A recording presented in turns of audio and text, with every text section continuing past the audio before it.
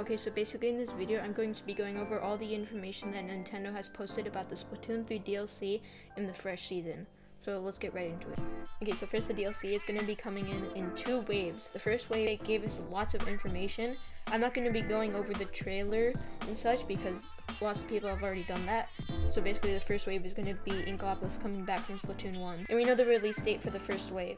It's going to be at the very last day of February. But the second wave, we really don't have lots of information on it. The only thing we really know is that it's going to come in the future and that it's going to be a new story mode. Lots of people have already analyzed this trailer, so I'm not going to be doing that. I expect the second wave to come either this summer or next fall. Nintendo shared some information on the new shopkeepers, so here they are. For the weapon shop, we have Shelly and Donnie. People don't really know. It might be Sheldon's kids, or maybe it's their niece and nephew. But it does say they look up to Sheldon, so they might be completely unrelated to him.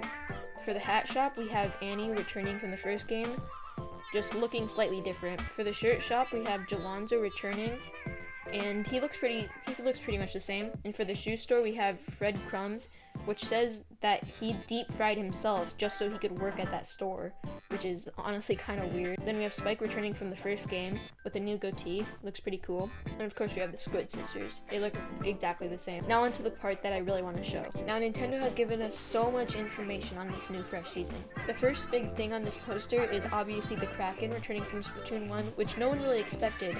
Obviously nerfed a lot because it was way overpowered in the first game. They made it slower, and instead of a one shot, it's now a two shot. And they also added a new special which I think is pretty similar to Tenta missiles, but I don't think it's going to be as overpowered.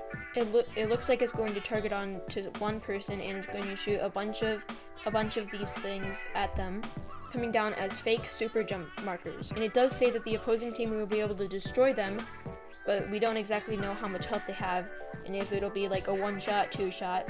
Yeah, we're not exactly sure. But yeah, I think the Super Chump will be a pretty good special.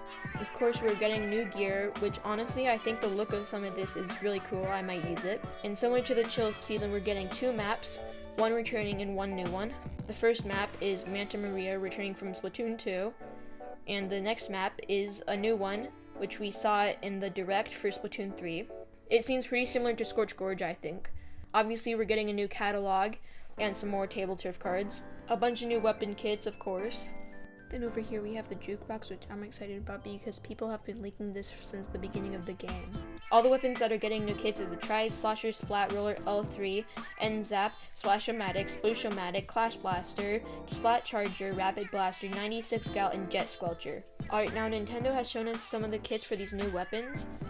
Here for the Crack-On Splat Roller, it's going to have the Squid Beacon and the Kraken. And for the 96 Gal Deco, it's going to have Splash Wall and Kraken. For the NZAP 89, it's gonna have the Super Chump and Auto Bomb. And for the Clash Blaster Neo, it's going to have the Super Chump and in Splatoon North America, it doesn't really tell us its sub, but I'll probably put it in the video later. The L3 Nozzle Nose will have Burst Bomb and Ultra Stamp. And for the new Rapid Blaster, we get Torpedo and Inkjet. And it shows us here, instead of the usual 5 or 6 items we have in the shops, I don't exactly remember which one it is, we're gonna have 9 instead, which is a cool little bonus for the DLC. The Fire Fin Splat Charger will have Splash Wall and Ink Strike, and honestly I think that's a very good kit for Splat Charger, and honestly I think it'll be an OP weapon. And after so long, we're finally getting lobby codes. So many people have wanted this for so long. The Neo Splash-O-Matic will have Suction Bomb and Triple Ink Strike. The custom Jet Squelcher will have Toxic Mist and Rainstorm.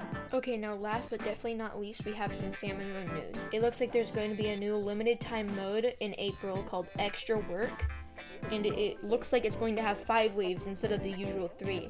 And in this image it shows a pyramid, and I'm not exactly sure what this means. And I think this pyramid is just a graph showing how it's going to work. It looks very similar to Big Run. And something I think is pretty neat is that they're bringing back some Salmon Run gear from Splatoon 2. Like stuff you'd get from playing, and it looks like it's going to cost scales. And in this image it shows Splatoon 2 Salmon Run gear, so maybe we're going to get that and be able to wear it instead of the Splatoon 3 gear.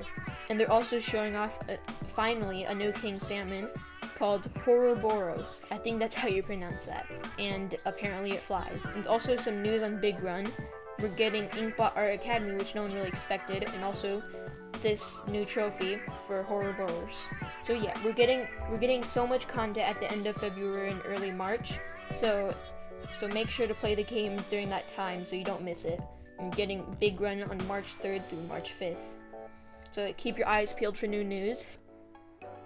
I didn't go over every single little bit of information in this video, so if you want to see all little details, then you can go over to Splatoon's Twitter account and check out every single little bit of news.